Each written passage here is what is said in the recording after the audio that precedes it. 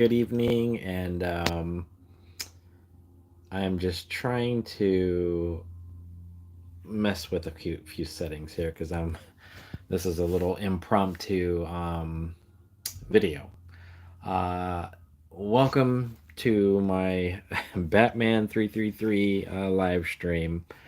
Um, this is my YouTube channel, and I primarily used to use it for personal things, like videos and just memories and moments, throughout my life and whatnot. And more recently, I've been kind of using it just as a side hobby, as a sort of like a pseudo gaming channel. I stream some games and things like that, but today, this is a special live stream because, well, first off, for those who may or may not know me, I'm going to introduce myself. My name is Daniel Scott. Uh, some of you know me as Batman 333, the DJ. Some of you know me as the Bat, for some of my friends and family. Others just know me as the guy that they've always known that's loved the Batman, and obviously, um, I'm always in some kind of Batman attire, as you can see. Uh, it's just been, something of an identity for me over the years.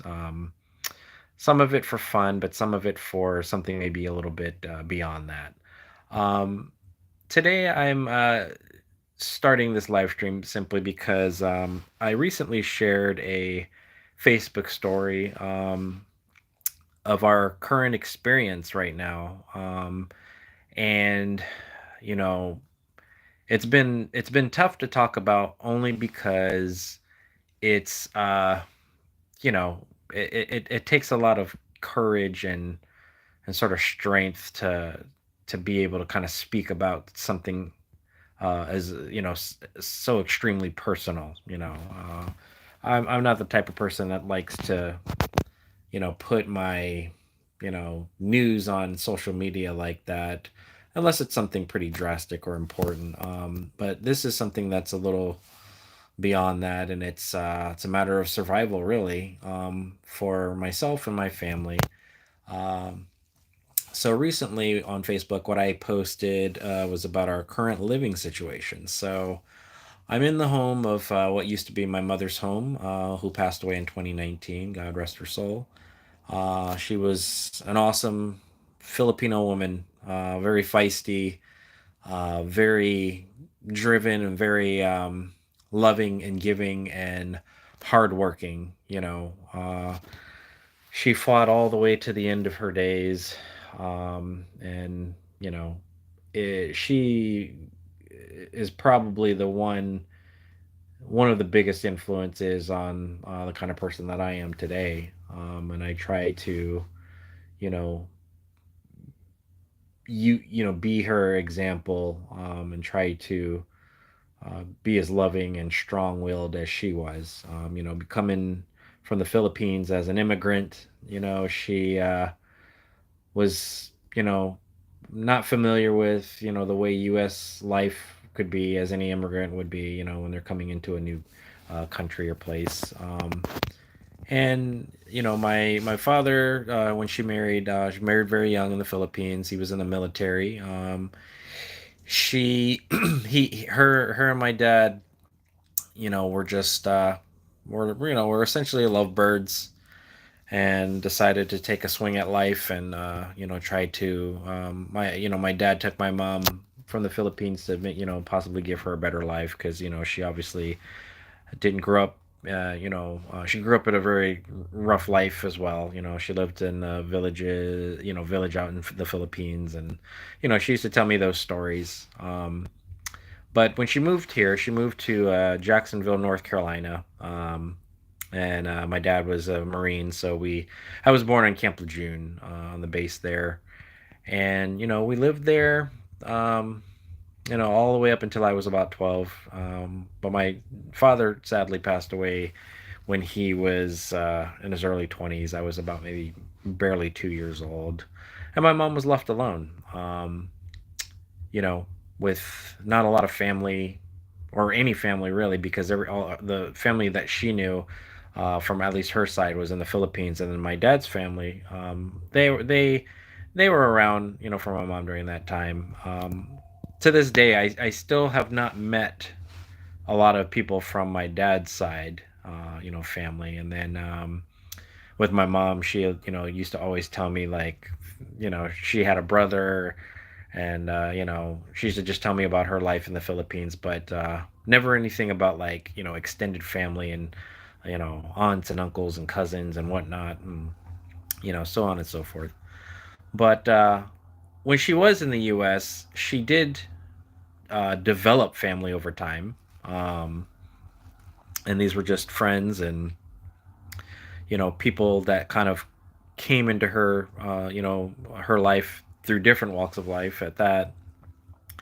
And she learned how to survive, and make it in America, as an immigrant. And that in itself is impressive, because she had to learn the language, she had to get a diploma, and she had to do all the things that us as Americans, kind of, I think, overlook and take for granted, from time to time. So, anyways, she more or less, you know, um, took care of me, and then eventually, when my sisters, were born and came into the picture, she took care of them as well.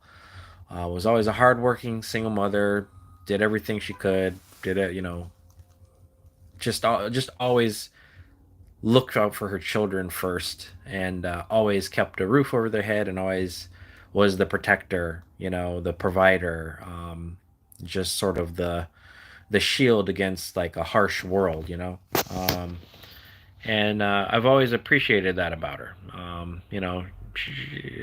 In the later years, she could be a bit abrasive. Like I said, she was a very feisty woman, um, but she always meant well, and I'll always, you know, find gratitude in that. That she always meant well. And she always had open arms. If you needed food, especially, that was the way, her gateway to people's lives, and togetherness and things, was through her food, because she was an amazing cook. She uh she more or less, like, could cook anything at the taste of it. She had the craziest palate. She could taste something and know immediately how to make something, and she learned all kinds of cooking. Southern cooking. Her specialty was Filipino cooking, but she knew how to make a lot of different things, and it's something that, people over my lifetime that have been exposed and been around my mom, knew that she was a great cook. So, anyways, that's just a little bit about, like, my mom. It's a little relevant to the story that I shared on Facebook this morning. Um, so I guess I'll get right into it. So the house I'm in, right now, is my mother's house. It was something, like I said, like, this was a home that many people in my life have shared, friends, family, um, many parties. Every year, at towards the end of the year, it'd always be like, my birthday, then my sister's birthday, or my sister's birthday, then my birthday, then her birthday, and then, other people's birthdays, but then Thanksgiving, and then Christmas, and then New Year's, and then, we wrapped it up and then did it all over again, by the next time it looped around. And that was always just how it has always been in this home. My firstborn son, was raised in this home. My current son was raised in this home. And my girlfriend, Gina, her son was raised in this home when they moved here and became sort of like the new members of the family. And so this place has always been a home for anybody that's ever needed it. And you know, over the years, there was just, during my mom's sort of decline in health, there was uh, there was always problems with, financially, with the home. She wasn't able to keep up, with some of the finances, and she had to go through various, like she had to do a second mortgage and all kinds of stuff, and it got deeper and deeper in the hole with this place, and she just financially could not climb out of it. And then unfortunately, she wasn't well enough to try to, she couldn't recover in time to try to make it work, so to speak. Myself, my sisters, some friends, and other, sort of like close friends that are considered family, supported and tried to help her. But it was like little to no help during the end of her days. And it was a really sad time because, um, we were just bringing in a new child. My youngest, I have a 5-year old, Donovan Jarrell Scott, who's he's the glue to our family, man. He's an awesome kid. And then there's my oldest son, Grayson, who will always be my Robin to my Batman, and Angelo, who's just kind of like, I used to refer to him as like Kid Flash, like he, or the Tim Drake, or the next Robin, and so I just got my Batman and his children of Robins, and then of course Gina, my rock, my mama bear, she always held it down, in the times when I, had to be the sole provider of the house. So, um, with all that said, this home now is in jeopardy. We, after my mom's passing, there was just a lot of sort of back, red tape, deep legal paperwork, lien this, and second mortgage that to this house, to where we didn't know that's how far gone the property was. And when unfortunately when she passed, she wasn't able to leave a will, and she wasn't able to really fix the problem, and she just ultimately just could not figure things out. There just wasn't you know the kind of help she needed, when she needed it the most. And I think part of me feels like maybe she gave up and just sort of like didn't want us to burden us with it, and maybe that's why she didn't leave a will to the place or anything. But at the time we were having a new child, and so we were staying here, because we took care of her, and she just passed suddenly. So uh, we more or less kind of inherited the problems of the house, because there was just no one else around to really inherit it. So, as I shared in the Facebook story, we had COVID. The property was just pretty much forgotten about, like by the banks, and the world sort of shut down at the time. And it just was a thing where, uh, we didn't know what to do. But it was, it was always in the back of our mind, like eventually we're gonna have to talk to somebody. We'll just try to figure it out as the time went on. And well, that time went on past COVID, and uh, and more time passed, and eventually the mortgage company reached out via letters and phone calls, and I finally got in contact with someone. I think that just called me out of the blue, because they somehow obtained my contact number, and they didn't know my mom had passed away. A lot of time had passed, before she left us, and they didn't know that she was gone. So that I think immediately kind of triggered the process of them going through the motions and trying to figure out what to do with the property, all that good stuff. And essentially, it boiled down to, you know, well, if there's some people in there, we got to figure out what are they going to do with this place. And so some more time passed, and you know, uh, I was working and being the provider, and being the like the main provider, because our youngest was just too little to put in a daycare. Plus, we had all the COVID mandates and everything, and it was just really difficult to kind of figure out, like, really how to to kind of navigate life. And we have I have my sister and a few friends here and there, but no one that I could consistently try to you know have a babysitter with, or like, hey, can you keep an eye on my kid while I'm working, and while we take care of this and this. And so it was really tough. So Gina, being the strong person that she was, took on that role of being the stay-at-home mom, and she did it well. She took very good care of the kids, um, and always just kind of kept things at the house going while I was out there trying to figure things out and figure out what we're doing for the next day and whatnot. And in that transition, though, the job market started to change because of the aftermath of COVID. And uh, you know, during the height of COVID, though, I like right at the peak, I should say, or not even the peak, but like right at the very beginning of when it was fully like out in the world, I was let go at a job I had that was kind of like the sole, breadwinner for the family. And it was a, bitter pill to swallow at the time, because it was just, we didn't think that it would come to that, but it did. And, after that, I had some jobs here and there, try to keep up with things. And, all of this personal stuff that was going on with us, and all the like kind of struggles that any family goes through, never did it occur to us that, something will, come about with the property. But it eventually did.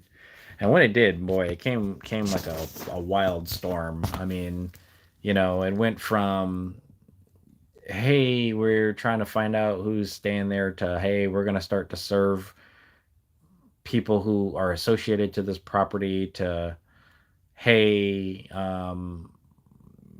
we're going to have a meeting to discuss what to do next, to, okay, we're talking about foreclosure. And and all this time that was going on, there was several finance people and real estate people and short sellers and all kinds of people that would just show up randomly, contacting us, sending us mail, knocking on the door, hey, is your property for sale? And all this stuff. And flash forward to literally like more or less last year, that's when things kind of took a turn for the worst.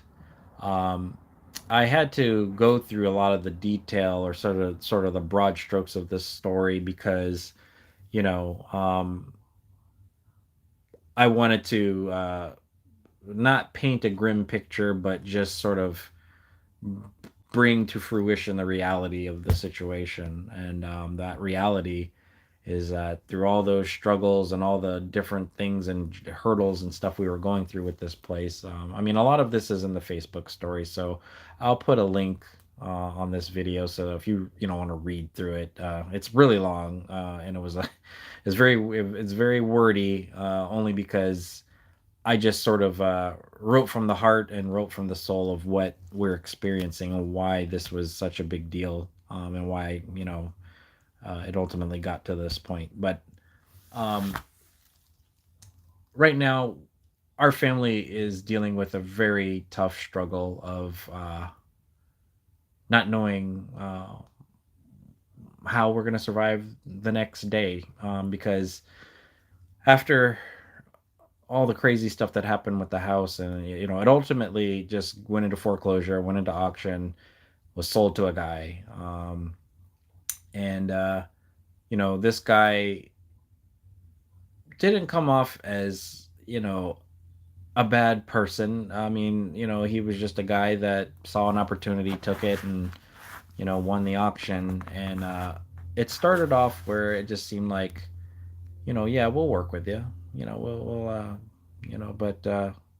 we just got to figure out what you guys are gonna do. And I was still having a tough time finding a job, and things got real difficult. Not having, not able to find work for the longest time, during that period. My girlfriend, it's like the roles had to be reversed, and she became the sole provider, and I had to become the stay-at-home dad, the stay-at-home parent. Um, I cook, clean, uh, entertain the kids, and make sure that everybody gets to where they need to get to on time, school, work, after school, after work, what are we doing for dinner? It was just like clockwork, it became, it was time I didn't get to have during the time I was the provider, So, um, like I said, our roles completely reversed, and we both, became very adept at, fulfilling that role for the family. So, the thing that sunk really hard with this whole thing is that essentially, we went through both of the hurricanes, lots of damage in the home. I mean, can't even describe, how bad the damage was inside the home. My mom's room is a complete disaster. It's like it's a disaster. Like you walk in there, you can't. You have to wear a mask to walk in there. There's just, it's really bad. And then several of the other areas, we have really massive ceiling damage, and just it's really bad. But after the hurricanes, we reached out to FEMA, and we went through the process, and they did reach out to us, and they did help. We had an inspector and all that good stuff, and they, did their assessment, but it was for the first hurricane. Um, for the second hurricane, however, they didn't approve a lot of the stuff that we had applied for. We were looking for financial assistance and housing assistance and storage, moving and storage, and you know, just the whole gamut of, like, basically this place is a disaster. This would be deemed an emergency. I mean, we had a giant passion fruit tree knock over a corner of the roof, and uh, the extensive water damage just completely obliterated more of the house. So afterwards, we just we were just waiting, simply for the whole process of just getting, we had to appeal for the things that we weren't approved for. And it's just been like call after call, uploading documents. At one point I got hung up on from for simply asking the agent, or the representative, uh are my documents up there, like, has there been movement on our appeal and all this stuff. And it was just a frustrating time. You know they haven't gotten back to me, so we don't know what's going on with the assistant, so to speak. And while we were waiting for that stuff, we get down to last Thursday, and this was the big kicker. So last Thursday, we get a notice on the door after I picked up my youngest from school, and the notice was an eviction notice. Prior to that, we weren't given any kind of notification to say, we're processing an eviction. You guys have this much time. Uh, what are you going to do? And the most I got from the guy that originally bought the house was, hey, just let me know what's going on. And when I did get anything updated, I would reach out to this guy. With the last thing being that I needed a statement from him to send to FEMA, and that was simply a statement of just indicating we lived in the house before, and prior and during and after both the foreclosure process and the hurricanes. Because we were here, we were the family that were here. And then he's like, okay. And then I never got the response back on the statement. I simply just needed to know the guy's last name. He told me one name, and then when I looked him up by his phone number, I found out his name was completely not the name he gave me. Um, and so then I was just flabbergasted when we came home that day last Thursday to find that this eviction notice. But the eviction notice was set for December 23rd, which is tomorrow at 6 a.m. We were not given like a really big notice to prepare because we were scrambling to try to get all this other stuff together. And so once that we found that out, like our hearts just sank, and it was just like a hopeless, you know, uh, emotion. Like just it was felt very empty. Like, is this like the end of the road? That sort of thing. So the next day, I had to. Well, the previous that same Thursday, I ended up, getting a suggestion from the courthouse to write a hardship letter and see if we can do an emergency motion of stay to see if we can save at least enough time or get enough time back to be able to get our things together and all that kind of stuff.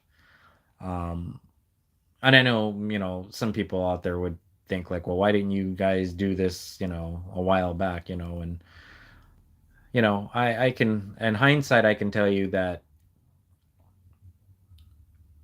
it just simply they didn't make us feel like it was going to be like next week or anything. It was not even like, months or 6 months or anything like that. It was just sort of like, we'll work with you, meaning like, oh, if a situation hasn't come to fruition, maybe we can work something out. I mean, I've even tried to negotiate like renting from the guy or buying it out, being the owner, being the customer, and all that stuff. But it was just, they just didn't make it seem like they wanted me to have anything to do with the property once they kind of secured it. Um, so Friday, I do a mad rush. I write this hardship letter. I explained everything, in detail as much as I could, to just basically stress why it was a need for an emergency motion to at least talk about the situation and make some kind of arrangement, with the new owner. Because I forgot to mention this too. The guy initially that bought it, he sold it to another investor. So that investor is the one that placed this expedient, eviction notice. Um, because once they process their purchase from the previous investor, they are just like, okay, we're ready to go with this place. Let's get these guys out of here. No ifs, ands, or buts. And uh, I mean, I know that's the world we live in and how property and real estate works. Like but there just simply wasn't enough notice to prepare, and it just caught us. That we just had the rug pulled. So when I filed my thing, and it's contingent on a judge deciding on whether or not it's deemed as an emergency to even have the discussion with the current owner. And a sheriff is scheduled and due to come out 6 a.m. tomorrow morning to remove us from the premises.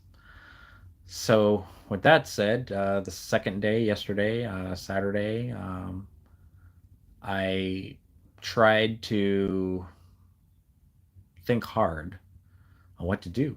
Um, this is just like, I feel, we feel like we're just lost out at sea, drowning in an ocean, trying to find some way to get out of it, and without any kind of, I don't know, hope or just losing sight on the fact that there's nothing around us, like it's just us. We're alone. It's just us only, And then I woke up this morning on Sunday. Well, I had to get up early because I had to drive my girlfriend to work. But when I got home, I said to myself, this can't be just the end. This can't be our demise. This can't be the end all be all.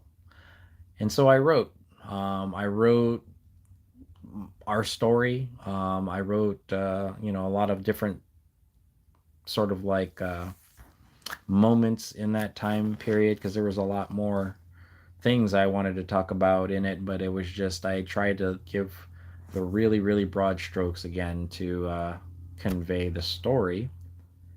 And, it took a lot for me to even post that. And I just had to say to myself, like, we need help. We need an army. We need the Avengers. We need the Justice League. We need the horse riders of Rohirrim to come to our aid. We need Gundor, to come to Helm's Deep and fend off, the army of darkness, so to speak. And I simply had to put up the bat signal, being how this symbol means a lot. It represents a lot to me over the years. It represents the fight. It represents the hope. It represents the I'm not gonna give up attitude, um, and find a way. Whatever that way may be. So with that said, I come to the part where I want to thank all of you that have responded to the post.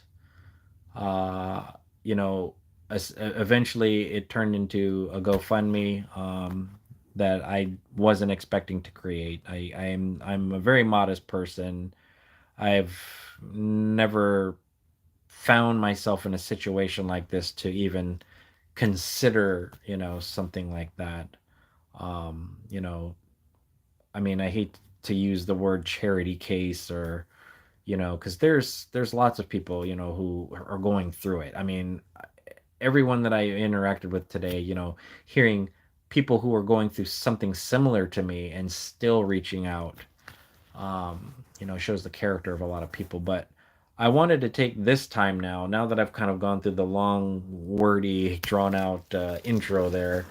I wanted to take this time to actually give a really big thank you to the ones who stepped up and responded. I mean, it was overwhelming. Like just hearing like one person like make a comment on that post because I was terrified to post that, by the way. But and what's funny is the first person that commented on the post was my eighth grade music teacher, Mrs. Dana Garcia. Shout out to you. You're an awesome person. Always have been. This is someone I've known for many years. She used to be our eighth grade, ninth grade music band teacher, and at Greco Middle School here in Tampa. My our middle son, Angelo Lewis, he goes to Greco now, and eventually my youngest son Donovan will go there if we stay in the area. But she used to do this one thing called movement to music, where she would put on some music and it was like a rhythmic as exercise. It was just a way to kind of wake the band up and get into the rhythm of music. And so she would put on like a popular song that would be playing on the radio, and we would do these little you know tap tap songs. Like I'm the song I remember that when I think of that moment in my life, it was "We Didn't Start the Fire" by Billy Joel. It's like when the song first came out and it was on the radio, and she "We didn't start the fire," it was always fun. And I always remember that. And a lot of the people in that band room were people that I grew up with, during my lifetime here in Tampa, and all the way up into high school, and some even into college, and some even a little further after that. So, um, but I bring that up because the reason why she was the most important person I wanted to thank first, is simply because not just because of her kind words, but because I didn't even have a GoFundMe or even mention that I at the end of the story I mentioned I may have to just do one at this point.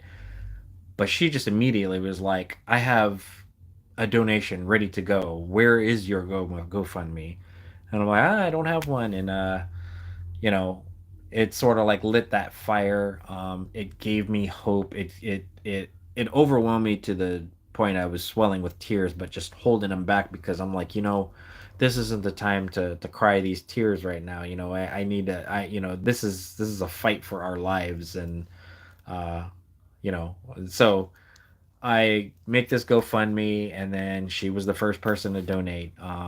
So thank you again, and I just want to, I want to give you all the praise in the world because you're an awesome, influential human being, and she always has been, and she's always been a very positive individual for all the kids, as we grew up. And she still keeps in touch, with everybody. Like, I mean, if she sees them and she's around in the community somewhere, she's, always there. So kudos to you. Um, then next, I want to give a shout out to the second person who reached out to me. And this is the, very early in the morning, mind you. And that's Mark Rivera. He's a guy I used to work with at Best Buy. We have a lot of mutual friends. He's friends with my sister. He used to work with her too at a different place. And he just immediately was just like, man, do you need boxes? Do you need a job somewhere? You tell me what you need, and I'm tied up today, but I'll make sure, to get back to you when you let me know what you need. And he sent me a bunch of resources, and then after that, it just this domino effect happened. You know, at a point where I felt things were hopeless and lost, and we have no direction and no hope at all. Um, a light at the end of the tunnel just sort of started to shine, and then from there, it just was like a donation here, another donation there. People that I haven't seen in 20 years, donating, or people who, I haven't seen since, like, I graduated from high school, donating. But here's the kicker. I mentioned my band teacher first because the majority of the people who responded first, um, whether it was through messages or donations and whatnot, was my high school marching band members. Some of those same people were also people that I was in that eighth and ninth grade band with. And, when I was in this marching band, we were the King High Marching Lions. We were an awesome band. I mean, there was I'm gonna die on that hill.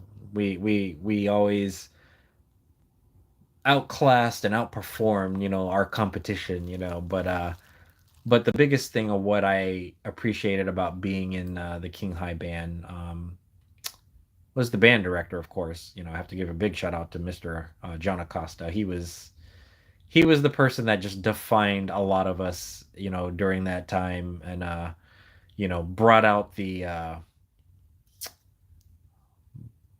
potential in everybody. He was also the guy that got me, a music scholarship. When I didn't have a lot of money, through George Steinbrenner, and I'll always be indebted to this man for that. But we were always under his direction with these wonderful people who reached out to me.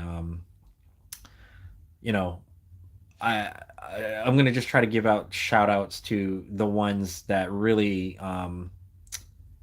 caught me, by surprise. I mean, everybody caught me by surprise, really, because I know a lot of different people from different walks of life, and I'm a DJ, so I have a DJ community of friends. I am a gamer, so I have a gamer community of friends. I have a marching band, community, so I got, so on and so forth. But when the marching people started to kind of come in, I just, Wade Petty, uh, little guy, in band. He was a senior or junior when I was like a sophomore or whatever, and he used to play the baritone sax. This little guy, and he used to kill it. We always used to, he always used to wear these cool glasses and stuff.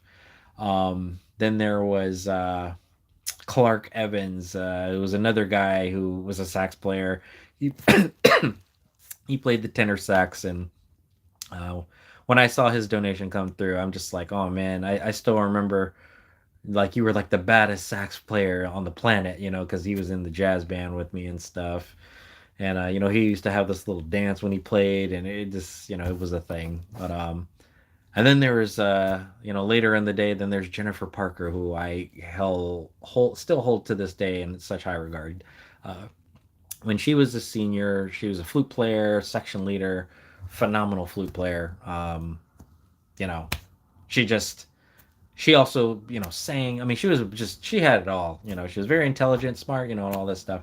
But when she reached out to me, I found a special place in my heart because I remember at her graduation before she left, I told her specifically, I said, I'm gonna always remember you, because I had the most like utmost respect for you because of, how just how much of like a leader and things like that she was. And I made sure to give her a big hug. And when I saw that she came to my aid, so to speak, it just it brought tears, and then just that, like I said, a domino effect just happened, and more people just kept pouring out and showing up. And like I said, like I Rick Leopard, another guy, he was also in band. I knew him since like fifth grade. I used to ride bikes around him and hung out with him as a kid, and all the way up into high school. He was in marching band. He played trombone, and you know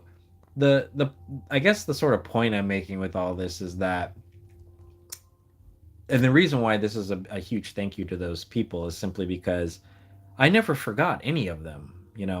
Like if a name popped up and I see it, I'm like, I could tell, immediately, like, oh, that's when I did da da da da da da, and this part of my lifetime, and have a story. And that's the thing that I found so surprising, is that how my story and our of our situation connected me back to all those memories and people again. And I was able to bring up those stories and interactions and things that I've had with those people. um, and it all sums up to this one uh, thing that really brought me and my girlfriend to tears, and that's we're not alone. So I know this was a lengthy video and everything, but I had to let this out. I had to vent because hours are counting by right now. We don't know what's going to happen tomorrow. Um, but I know that we still have a large hill to climb, and I hope this story maybe somewhat inspires other people, um, you know, to not lose hope, and to know that sometimes when you think when you feel like you're the most, like in the most barren land, and you think that there's nowhere to go and no one around to see and notice you, there's always somebody that's there, that will be there when you need it the most. I truly believe that. Um, and again, I words can't express the gratitude I have for everyone who has collectively come together. Tony Perez, my Steep Station people, I can't forget you guys. Him and his wife are amazing couple. So loving and caring.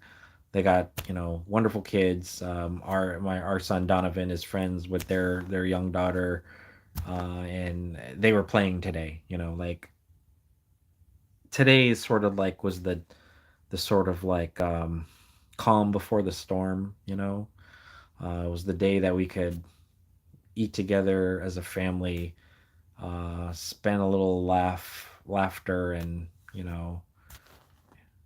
joy before the rough road that is tomorrow, that's going to come.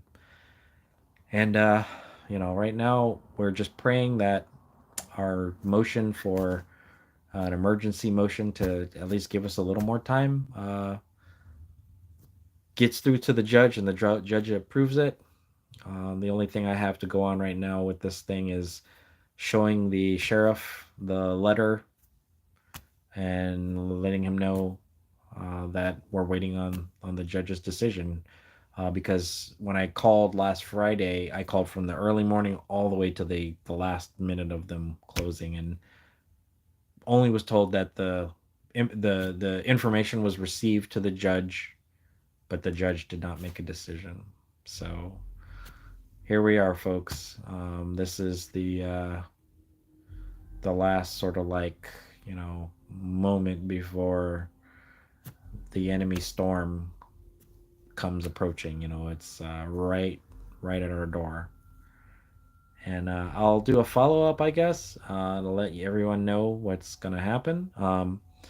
But with all that said, the GoFundMe is available. The information that I put on there for, I think it's more on the Facebook post because I'm new to this stuff. I've never had to, do one of these things, but I'm not sure if I'm allowed or if it's recommended to put like Cash App and all those types of things on the GoFundMe. I've never seen that, so I assume that they want to have their own sort of um, area for that.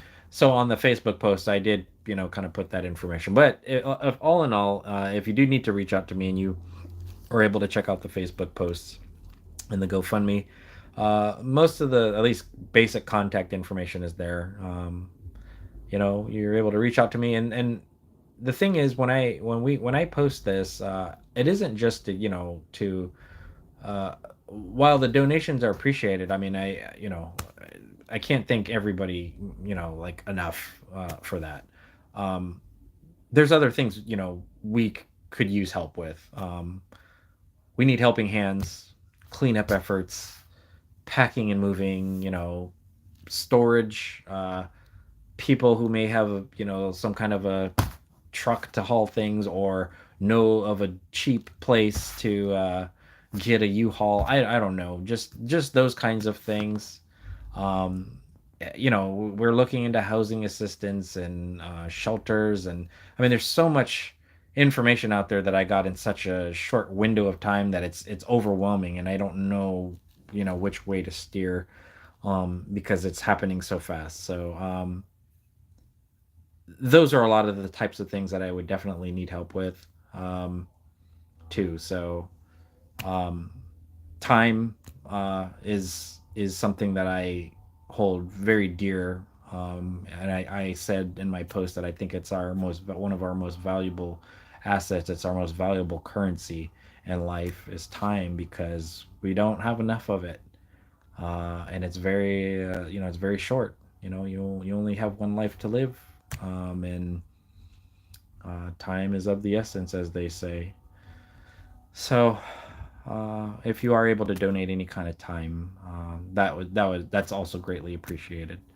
Um, but again, I want to thank everybody. If you've tuned in and checked out the video, whether you're a friend, family member, whatever, or a stranger, I appreciate that. That's time. Hearing me vent and go through this crazy story is more than enough, that I could ask for. So thank you again. I also want to give a really big shout out to Marv's Makaying. If you read the Facebook story, she's one of the relatives that I found out that I have in the Philippines. And so she works on a cruise ship, and she's currently actually in Orlando.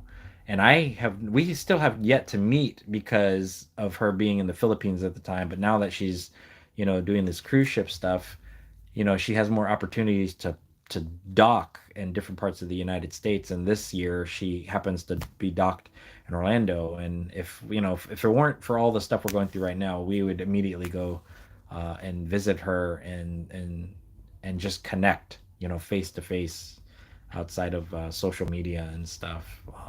Because that's another chapter of this tale that is still left to be told. So um, hopefully, something positive happens this week or tomorrow, and maybe we'll have the opportunity. Maybe that would be an awesome Christmas gift. You know, I think we deserve to at least meet and see one another, and and just, be around family. I'm also supposed to see my sister um, on Christmas, but we're again, it's just contingent on, well, what we're going to be dealing with tomorrow. So, uh, yeah, thank you everyone, and I guess that's all I have to share for today. Sorry for the lengthy video. I'm a talker, I like to share stories, and I like to tell the finest of details. Sometimes it's not always a good thing, but I think this is relevant to um, just to know what a person out in the world is going through. So again, take care. Merry Christmas, Happy Holidays. Send lots of prayers, send lots of love, send lots of hugs. And if I see you on the street, whether you donated or whether you said hi or whether you said, keep your head up, or whatever it is, you did to reach out to us, I'll make sure to, give you the biggest hug and all the love in the world, because we appreciate it. So, on behalf of myself, Gina, Donovan, Angelo, and Grayson, thank you all. And again, Merry Christmas.